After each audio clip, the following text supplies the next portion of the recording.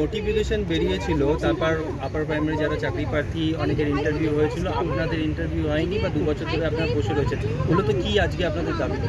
মূলত দাবি হচ্ছে যে 2014 সালের নোটিফিকেশন, 15তে পরীক্ষা, 16তে রেজাল্ট, তারপরে কমিশনের তরফ থেকে নোটিফিকেশন জারি করে ইন্টারভিউ চলে। ইন্টারভিউ নেওয়ার পরে একটা কমিশনার প্যানেল তৈরি করে, সেই প্যানেল চ্যালেঞ্জ করে কোর্টে মামলা হয়। এটা কবে হয়েছিল? এটা প্যানেলটা হয়েছিল 2019-এর আশেপাশে। আচ্ছা, কজনের ইন্টারভিউ হয়েছিল? ওটা ডেকেছিল হচ্ছে ভ্যাকেন্সি ছিল 14,388, ডেকেছিল 20,000 সামথিং এরকম ডেকেছিল। আর প্যানেল কজনের হয়েছিল? প্যানেলটা ছিল ওই 12,000 সামথিংয়ের মধ্যে প্যানেল ছিল। তারপরে এই প্যানেলটাকে কমিশনার প্যানেলটাকে চ্যালেঞ্জ করে কোর্টে মামলা হয়। এই মামলা যিনি বিচারপতি ছিলেন মৌসুমী ভট্টাচার্য, তিনি বিভিন্ন রকম তথ্যকে খতিয়ে দেখে তিনি তার মনে হচ্ছে প্যানেলটাকে দুর্নীতিগ্রস্ত, প্যানেলটাকে ওই সময় ক্যান্সেল করেন। কবে এটা 2019-এ ক্যান্সেল করেন উনি। ক্যান্সেল করার পরে কমিশনকে নির্দেশ দেওয়া হয়েছিল যে আপনার স্বচ্ছ প্যানেল একটা তৈরি করুন, নতুন করে আবার সবাইকে ইন্টারভিউতে ডাকুন, আবার সবাইকে ইন্টারভিউতে ডাকুন।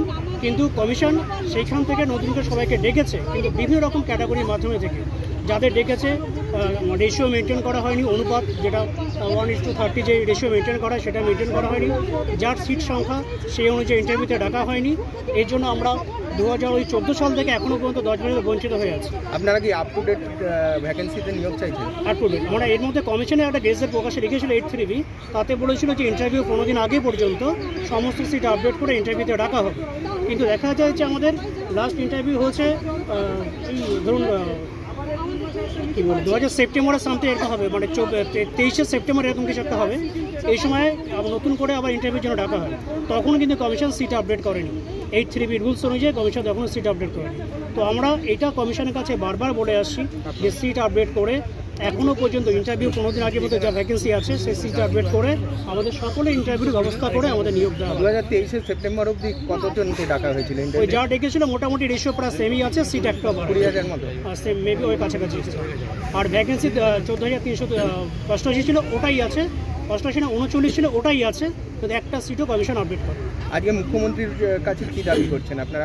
প্রতিনিধি দল গেছে, আমাদের 5 জনের প্রতিনিধি দল মুখ্যমন্ত্রীর কাছে গেছেন, তারা ডেপুটেশন দিতে গেছেন। এর আগে একাধিকবার মুখ্যমন্ত্রীর কাছে যাওয়া হয়েছে, আর মুখ্যমন্ত্রীর হাতে এখনও পর্যন্ত বিষয়টা পৌঁছেছে কিনা আমরা জানি না। আজকে আমাদের 5 জনের প্রতিনিধি, 5 সদস্যের একজন প্রতিনিধি দল গেছে মুখ্যমন্ত্রীকে ডেপুটেশন দেওয়ার জন্য যে আমাদের ইন্টারভিউর ব্যবস্থা নিয়ে একটা যত দ্রুত সম্ভব নিয়োগের ব্যবস্থা করা হোক। আমরা 10 বছর ধরে এইরকম বিভিন্ন 10 বছর ধরে আমরা রাস্তায় বসে আছি, বিভিন্ন প্রাকৃতিক দুর্যোগ সামনে নিয়ে, আর কারো বাচ্চা ছোট, বিভিন্ন আমাদের 5 জন প্রতিনিধি ইন্টারভিউ মানে যারা এই আপার প্রাইমারি ক্যান্ডিডেট তারা মারাও গেছে, কারো বয়স পেরিয়ে গেছে, 40 আপ হয়ে গেছে। মুখ্যমন্ত্রীর কাছে আমাদের বিনীত আবেদন, আমাদের মঞ্চের তরফ থেকে, ইন্টারভিউ বঞ্চিত আপার প্রাইমারির পক্ষ থেকে, যে আপনি পশ্চিমবঙ্গকে বিভিন্ন যেগুলো সমস্যা ছিল আপনি মিটিয়েছেন, বর্তমান লোকসভা ইলেকশনে বিপুল ভোটে জয়লাভ করে এসেছেন, পশ্চিমবঙ্গবাসীর আশীর্বাদ নিয়ে এসেছেন। তো আমরা তো আপনাদের পশ্চিমবঙ্গের বাসী, আমাদের মুক্তি একটু তাকিয়ে তুলুন যে আমাদের দ্রুত যেন ইন্টারভিউটার ব্যবস্থা করে যাতে নিয়োগ প্রক্রিয়া সম্পন্ন করা হোক। আপনার নাম? সুশান্ত শাহ, আলিঘাটে গেছে কালীঘাটে। আপনার নাম?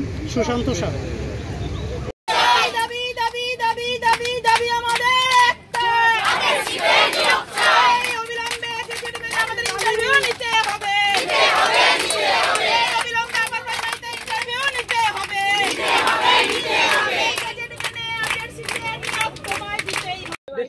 যাও ওখানে ভেতরে সেটা রয়েছে, তুমি আছো।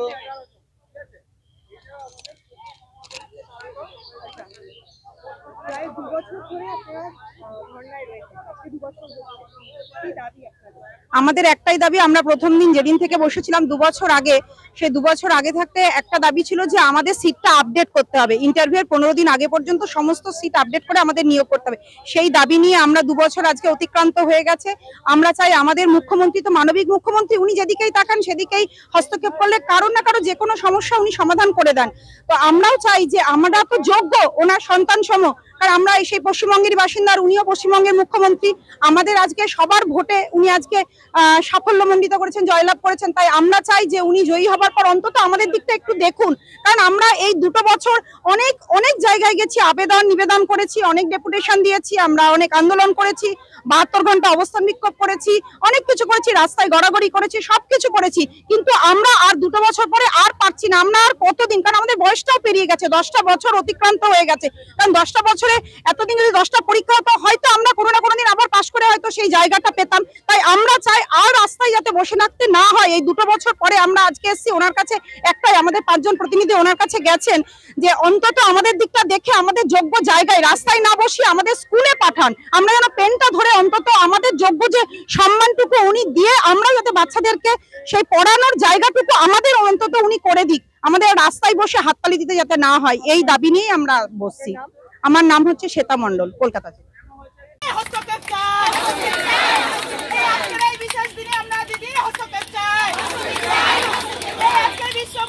মানবতা দিবসে আমরা মুখ্যমন্ত্রী হস্তক্ষেপ চাই।